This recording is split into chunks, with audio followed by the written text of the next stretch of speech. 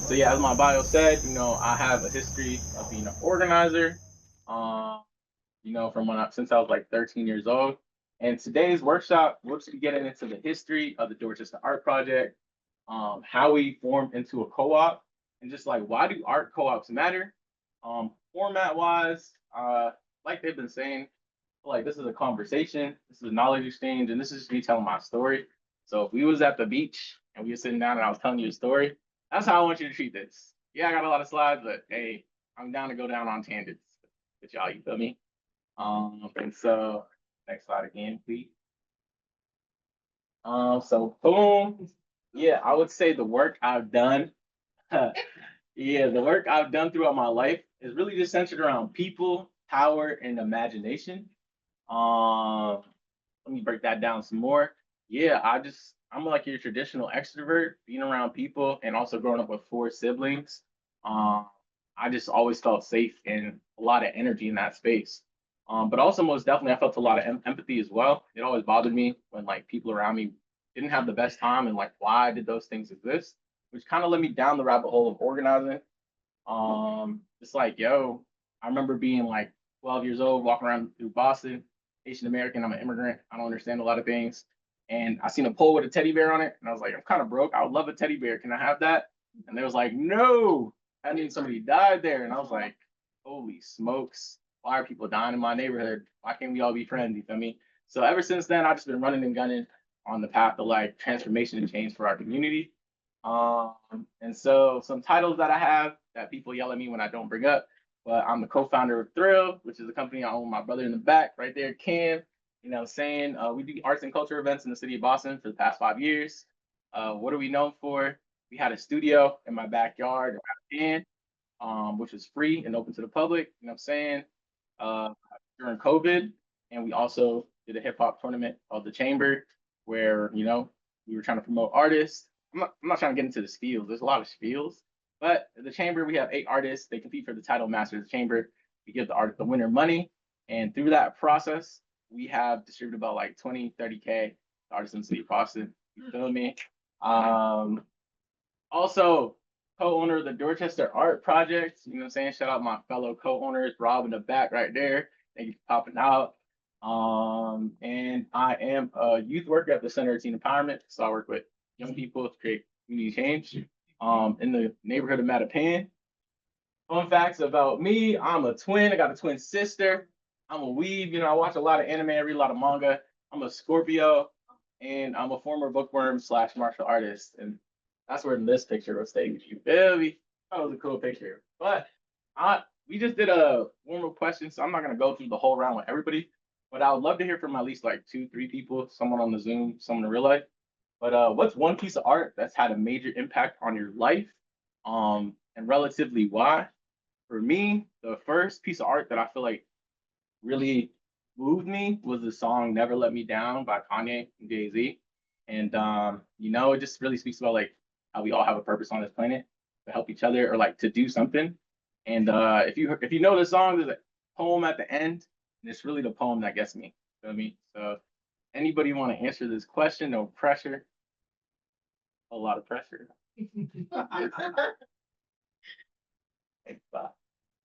Okay, Kim, Rob, let's do it.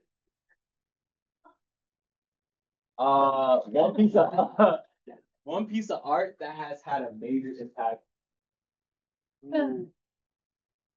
One piece of art that's had a major impact on my life. You know what's funny? I think I'm gonna just say the chamber though had a major impact on my life. Like you said, being able to I know it's kind of corny and cheesy, but the own creation. I think it has a major impact because every single time I think about it, I think about the one moment where we did our very first like finale event. And the winner who won, we were able to give him like 5,000. He was like young. He was like I think one of the youngest persons competing that day. And we gave him a hug. That hug is cemented in a photo, and he like cried in our arms. It was crazy. So it had a major impact. Really showed me to like, yeah, that was really dope for me. So I think that's mine. Wait, Rob, you want to answer?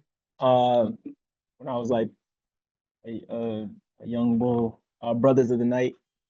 It was a book about like a group of brothers that snuck out to dance. It had like great pictures and it was a great story. And it was about just brotherhood, connection, and art as a whole. You know what I'm saying? Like the book itself was art, but then they were talking about dancing as a connection tool for the brothers. Um, yeah, and it was like co-signed by like Debbie Allen. Yeah. Love that. What else? Was anybody on Zoom feeling fine and wish to bless me with an answer, please? No pressure, none at all.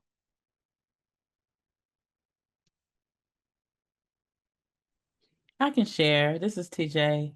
Um, there's a film called a short film called Vow of Silence. It's by B. Steadwell, and it was their senior year project. And when they were a film student at Howard, they're now an artist in a whole nother genre. But that senior project, when I walked into the screening, I was one person, and I walked out of the screening, a completely different person, changed who I was. And it was a student project. So how dope is that? Thank you. All right. I just wanted to start with that because, I'm from the Dorchester Art Project. And this is the work that we're talking about. You feel me? Talking about work that moves people, that stays with them forever.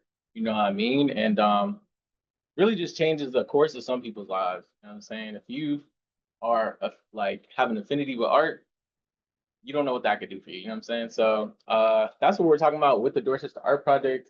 And go to the next slide. Thank you. Before we hop into like what GAP is in our history, I just wanted to do a basic rundown of like, yo, what is the solidarity economy and what is capitalism? You feel me? Just because that's the world that we're living in terms of being a cooperative. And breaking it down, this is from the Solidarity Economy, a visual guide, very fire book. Has a plethora of things in the solidarity economy. But they say the solidarity economy is a set of institutions and ways of organizing anchored in social movements, ecosystems, and people power. Part of the strategy for revolution and a post-capitalist world. And breaking down capitalism, capitalism is a social and economic power system characterized by several key principles: private ownership and control of the means of production slash capital. So things that exist to make money, and what do you call it? The exploitation of wage labor for profit and production geared towards profit. So making things just to make money. I wanted to get in that because right here we have a battle of worlds. You know what I'm saying? I would say today we live in a white man's dream, and I would say everyone else's nightmare. You feel me? And that dream that they sold us is that people can own things and they themselves can have that. You feel me? But what they didn't say is at the end of that dream, it's going to end up with just like 8 people, the top 1% owning everything, and all the rest of us having to work for the rest of our lives. And so that's why the solidarity economy is important, because it literally represents everything that was before capitalism, before that was ever dreamed up. We all used to just live together on this rocket space that had everything we needed, and we made it work. But now we work to make it work. You know what I'm saying? That makes no sense. Like if we could go to the next slide, please. So what are the impacts of capitalism? First and foremost, like we have debilitating climate change and ecological collapse every day. Thousands of species are dying. Our planet's getting hotter. The environments that things are existing in are flooding. Changing. Coral reefs are dying.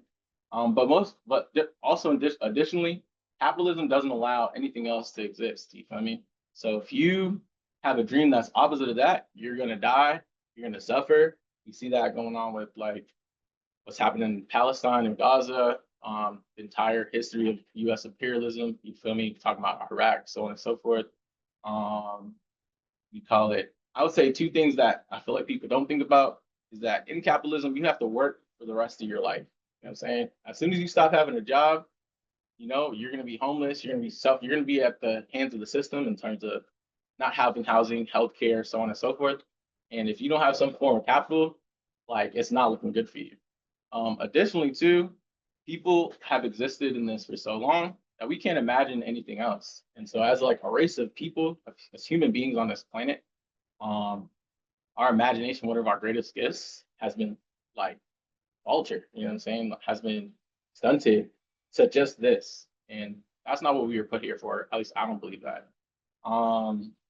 So basically, long story short, we have some people living okay underneath the top rulers, and then everyone else living in hell. You know what I'm saying? The global south, if you don't live in the center of empire, which is America and Europe, you're at the hands of capitalism. And so get into these 2 points here. The problem with that is capitalism is based off money, which is like a fluid form of power. But money is just paper. Like it's literally just paper. It's like it doesn't mean anything. It's paper.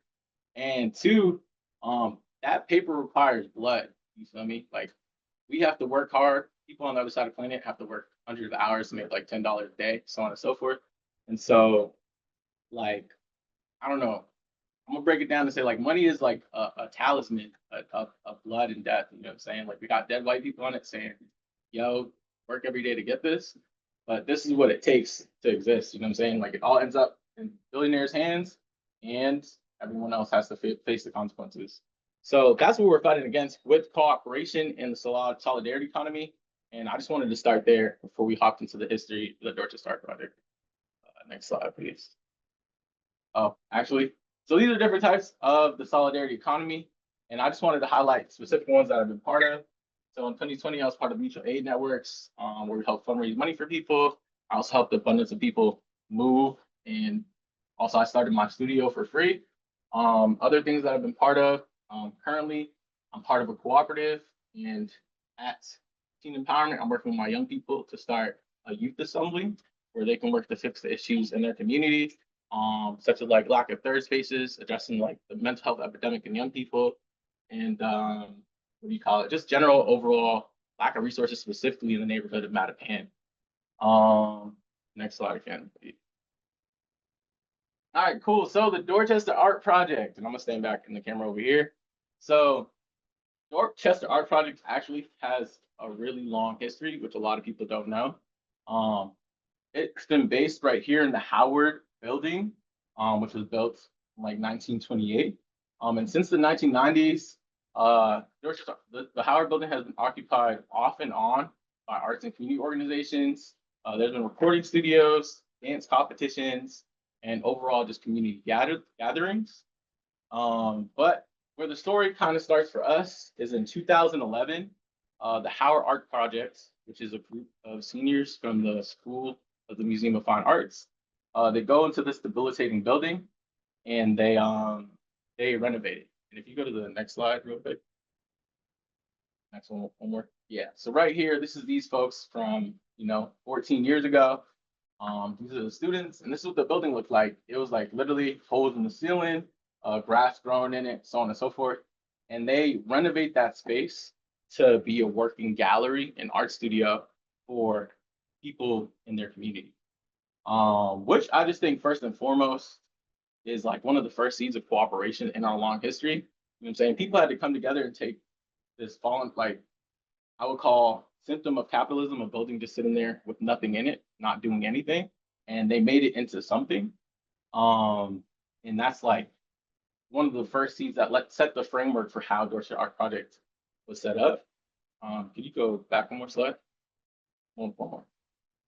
Okay, so going back to the timeline. So basically this building gets passed around like a hot potato as people use the space, and then they find it's like unsustainable to keep up because everyone knows being an artist isn't the most lucrative thing. So they're like, I got this building, there's studios in it, we can do our thing for so long, but then eventually I have to pass the lease to somebody else because rent for this building when we like towards the end we're there, it was like $5,000 a month. And so imagine having to sustain that by yourself, being a college student, being an artist, so on and so forth. And so they find someone in 2015 named Will Whelan to take over the building, and he renames it the Dorchester Art Project. You know what I'm saying? So 2015, 2025, 10 years of the Dorchester Art Project. And so Will holds on to his space for a shorter amount of time, and he passes it along to the Brain Arts Organization. I feel like in the city of Boston, most people know Dorchester Art Project from that era. But Brain Arts is a group of volunteers, and they try their best to maintain the studio as well. And then from 2017, Brain Arts organization passes along to my group, the Dorchester Art Project as a steering committee, and we start our work to start a cooperative. But before we get to that, I would just like to pay homage to these two groups by reading their mission and their story. So could you go to the next slide? Thank you. So this is the message the Howard's Art Project said at the end of their residency. So they said on May 31st, 2015, after 4 years, the Howard Art Project will cease its operation at 1486 Dorchester Ave. We are handed over the space to some longtime friends and collaborators. We are very happy to report that the space will continue to function as a studio and exhibition space, but under a different name, mission, and organizer. 4 years ago, 6 friends decided to lease a nearly abandoned and demo-worthy space above a furniture store. We wanted to create a space to work and hopefully exhibit. We spent months renovating the space ourselves. Once the dust settled, we invited other friends, friends of friends, acquaintances, and strangers to collaborate with them. We committed ourselves to working with thoughtful and engaging yet still underrepresented artists and underrepresented art forms. The community responded. Over the past 4 years, so many amazing artists and curators have come into our space. With their help, we've managed to put together 4 years of programming that anyone would be proud to be a part of. Through the work with our collaborators, we are able to garner the attention of the greater Boston area art community, a community that we found to be so supportive. We wish to thank someone here. And so this is on their website, which is still up on WordPress.com, which is like, talk about legacy. But I feel like this set the DNA for the space of the Dorchester Art Project, how we're dedicated to artists, and based in collaboration and cooperation of regular everyday people. And then the next slide. One more time. Okay, cool. And I just got to pay respect to Brain Arts as well. I feel like this was the golden era of the Dorchester Art Project of then. And so, boom, the volunteer collective Brain Arts Org worked diligently to improve the DAP space, fixing building infrastructure, appearance, and improving the performance area. The BOA collective made it their mission to turn DAP into a space for Dorchester artists and launched a monthly open mic, as well as many other community outreach initiatives. BOA developed a new shared studio model spearheaded by Sam P. and his curation of the studio tenants. He found that the space could be made much more affordable by offering shared spaces to artists to rent for as low as $150 a month, as opposed to the 500 to 600 studios that were here. I think this is super important because this is how I got put on that as a young person in the city of Boston. Like, I'm skateboarding through the city, me and my boy Cam, you feel me? One of my younger homies was like, yo, have you heard of the Dorchester Art Project? I'm like, no. And they did monthly open mics. And that really did something for the city of Boston, especially in Dorchester, where I feel like where is the safe haven of the arts at the time? You know what I'm saying? So the Dorchester Art Project was one of those spaces. Additionally, too, I've had friends that were in the studios, and I've never known artists to have studios and still don't to this day because they're unaffordable. And so this was, I feel like, their level up of the model of the having a studio in Dorchester and making it more accessible. As you've seen in the last picture, it was like a whole bunch of college white kids. And this is like Dorchester local artists, you know what I'm saying? And so the last thing, that was able to provide more affordable spaces to artists while simultaneously increasing enough revenue to be able to provide small stipends to the volunteers for the first time since the organization's conception. In Sam's 3 years managing the DAP studios, the diversity of the tenants has greatly improved. You feel me? And this guy right here is Sam. You feel me? So I just wanted to pay respect to that because that this really meant something, genuinely. There's been shows that I went to in the space where people have shows nowhere else. And I feel like this is a generation's worth of core memories for a lot of people. Yeah, let's keep it going. Thank you.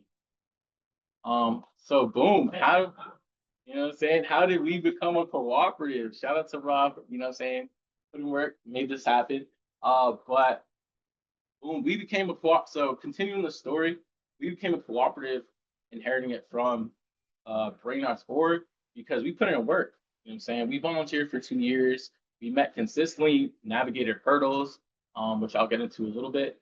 But you know, we had to handle the succession of the business. You know, we had to engage with past studio artists, help settle them out of the space. We had to create our new mission, vision, and values, and we had to file our articles of incorporation. There was so many things that it took for us to be a cooperative. I feel like for a long time there was a feeling of, yo, what is Dorchester Art Project doing? You know what I'm saying? Like, why haven't I seen you guys? Why aren't you doing what you used to do? And this right here is what we were doing. You know what I'm saying? I feel like that's just stuff people don't ask or you can't really explain. But could you, oh, also, let me pause here. These are my fellow cooperatives. You know what I'm saying? This is Adrian Roman. This is Hawes. This is Lena Cagnon. Demise McKnight. And that's Robert Morgan. You feel me? Shout out my dogs in real life. I spent a lot of hours with these people making this institution become possible. And that's me. Yeah, that's me with books on my head. Could you go to the next slide? So yeah, boom. Dorchester Art Project, the cooperative. So in 2022, we moved into the space because of Myers. Post 2022, there was friction with brain arts and studio artists. You know what I'm saying? There was like some racial tension, but also just micro aggressions that escalated into something bigger.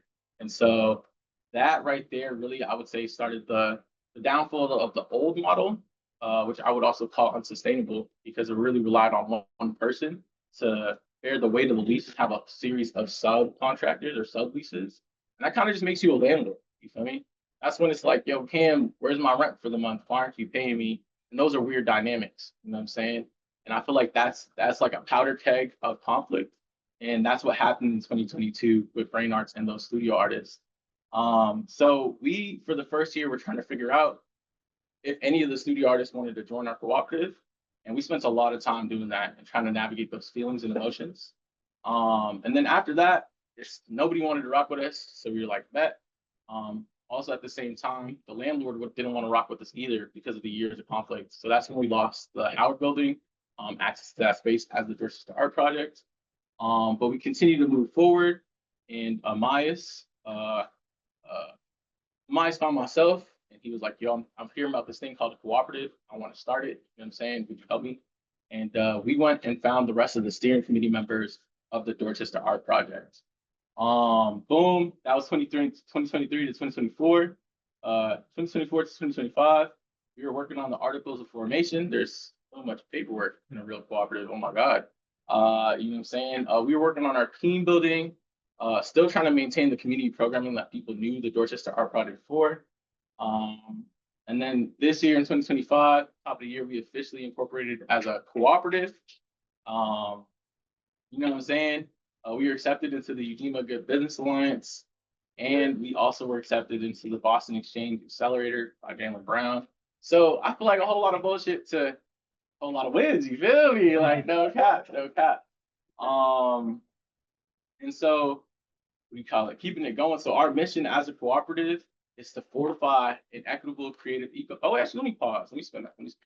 Anyone have questions? I've been going. Questions? Who got questions? Nobody? My phone.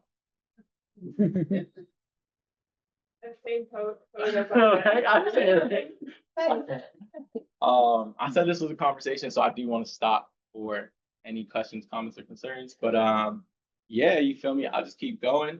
So boom, our mission is to fortify an equitable, creative ecosystem by democratizing access to the means for creation as a strategy for cultural retention, preservation, and liberation.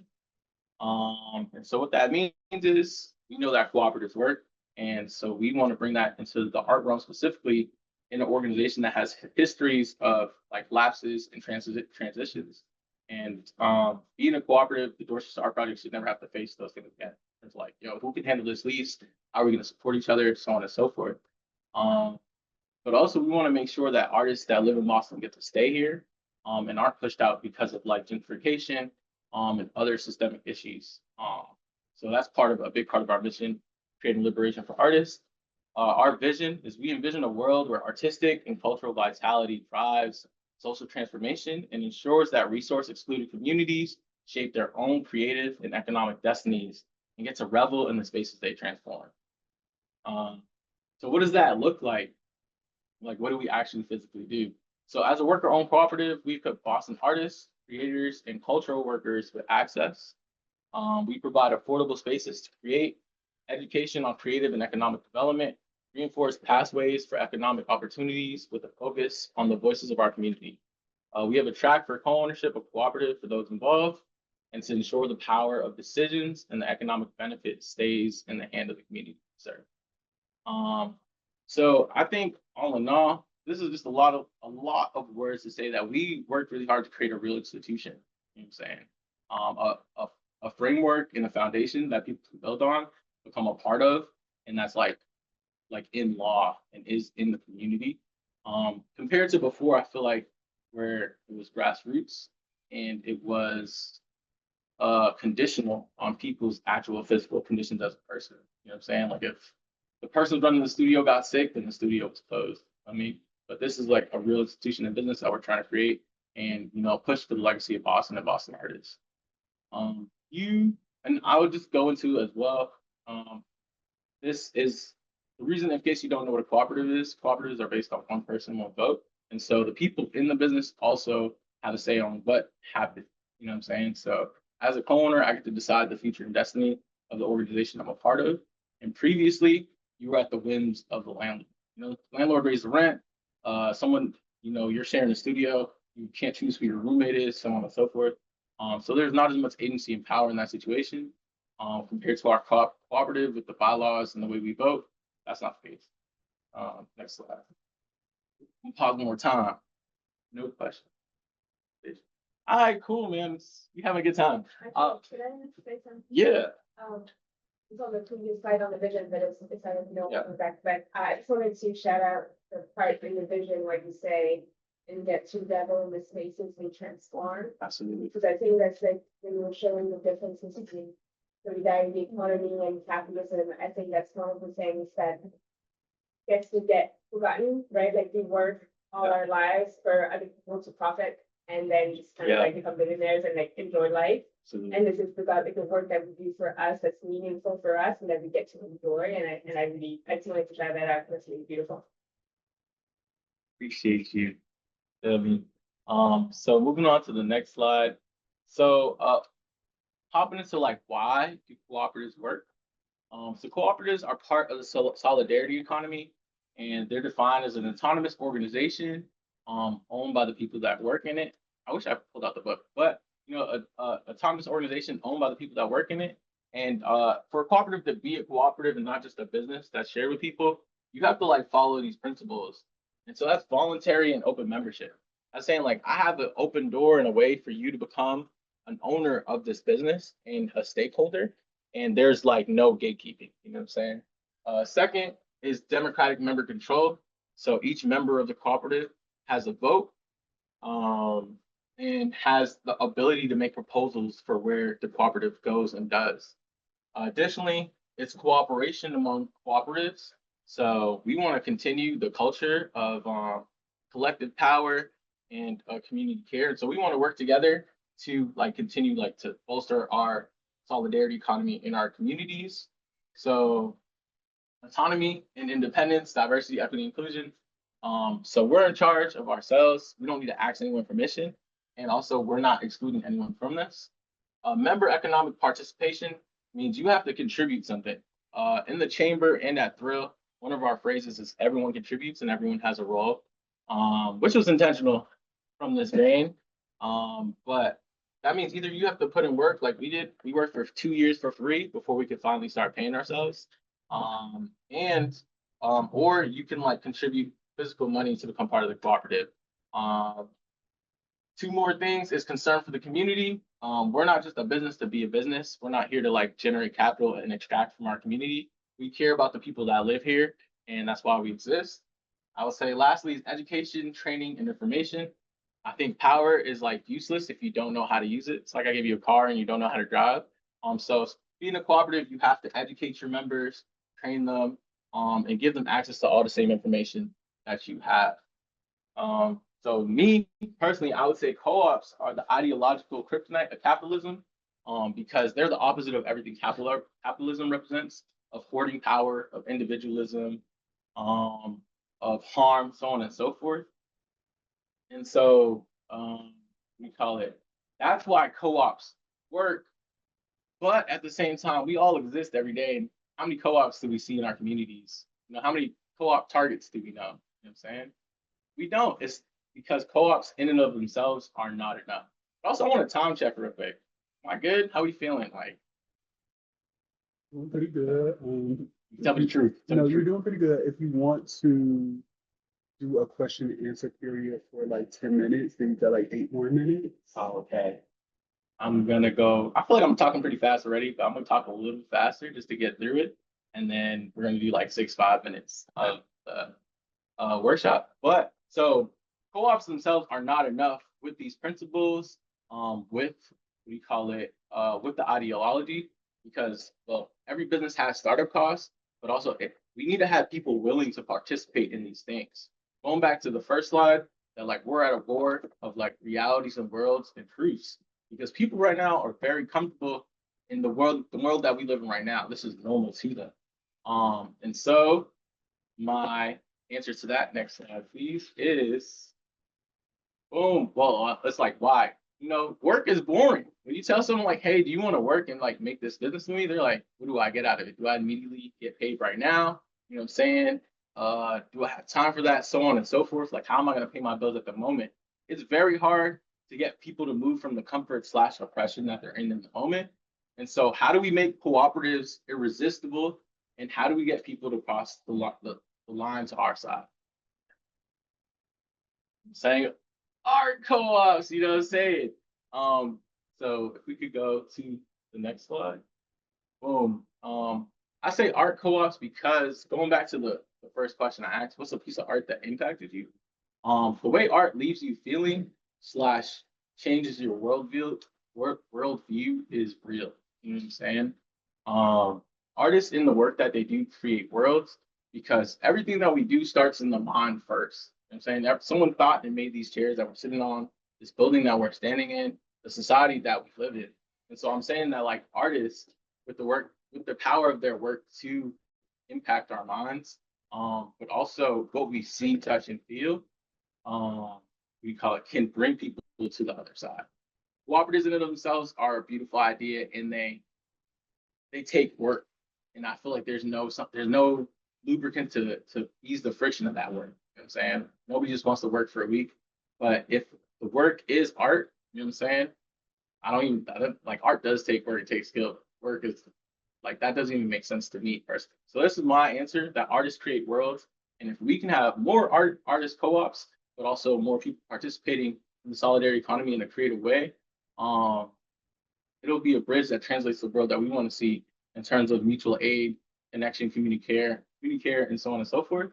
And so that next slide is the whole thing. Art making is world making. And so I think that's time. Let's have questions, et cetera, et cetera.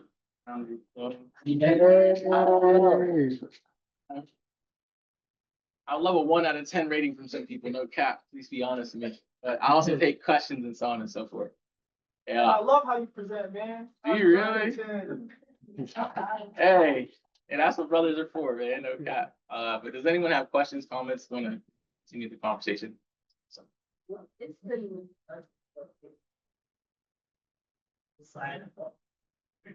Yeah.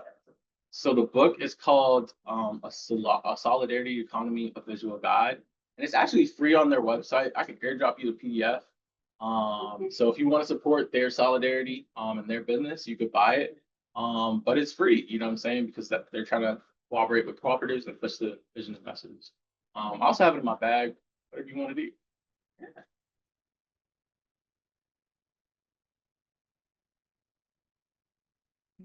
Does anyone online have questions? I have a question if no one else does. Yeah. Okay. You kind of talked about the progression of getting the Dorchester Art Project as like people passing it down. And I think it seems like it was a lot more than that. Like there seemed like there was real organizing that took place amongst community collectively. And I was just wondering if maybe you could talk a little bit more about that. Because they're like people Yeah. organized. It wasn't like it was just handed over, from my understanding. I think, I could have been more careful with my language for sure. But I think what I was trying to emphasize is that like the model of organization wasn't sustainable and was burdensome and harmful to the organizers. But I also think like the equality of the power in each one of those situations was like centralized in the organizer's hands, and the people, the participants, the people that were renting the studio, they didn't have as much as to say as they could have. And I think the part I also skipped over was that like it's a it's a setup because the landlord, when we left it, he was like, "Hey, I'm raising your rent times two. It's gonna be 10 bands a month. Do you want to sign this? What's it called? What's the name of the lease? Well, one person has to sign, and they're like, "Come hell or high water, I'm gonna pay this lease no matter what." A guarantor. He wanted a guarantor of $100,000. You know what I'm saying? And so I think that is what I was trying to emphasize, that like it was just like negative situations and it wasn't sustainable. But I feel like what we're doing is sustainable, not to throw shade on anyone that participated and made that space available. Yeah. Thank you so much. We have a question in the chat. It says, excellent presentation. I'd love to hear how y'all navigate the energetic work during formation, outsource experts, internal capacity building, or both. I would say we have a team of superheroes, and every single person on the team is really like that. Like Rob's been in talent management for over 10 years. You know what I'm saying? A self-made entrepreneur since he was like 13. I've been doing organizing, entrepreneurship, and et cetera since I was 13 as well. But in Lena, has worked in nonprofit / philanthropy for years. So I think we had a really strong team starting off. And I would say the amount we've had to like export talent isn't that much. I would say Adrian has worked in the cooperative world for like the past 5 years. Amaya's worked in like unions and facilities management for a couple of years as well. So we had a really strong team. I hope that answers your question. Did that? Okay. Both. Yeah. Like both. Oh, both. Yes, it's Rob. Any more questions in person or virtually? So, how building is not there? So we haven't been there for like the past 2 years, and it's also sitting empty again, which is crazy because we had the money to be there, and he did not want to work with us. The building was missing the like central AC, the roof was leaking, and we were willing to fix all of that, and he was not willing to fix us. So So do you have physical space? nope, we have the office. So really Yeah. quickly, I'm just repeating the questions for those that are online. And the first question was, is DAP still in the Howard building? And the answer is no. And do they have a physical space? The answer is they have an office. You know, we're holding space right now. We're holding space right now? Yeah. All right. If there's no more questions, feel free to follow us. Oh, yes, over here. So you joined the Ujima Business Alliance. Could you share a little bit about what your goals are with Ujima, how the process was with that, and how can this community be supportive to the Dorchester Art Program? I would say the process of joining Ujima's Good Business Alliance, it was a privilege, and I appreciated the love they showed inviting us to join it and recognizing our work and the legacy that we come from.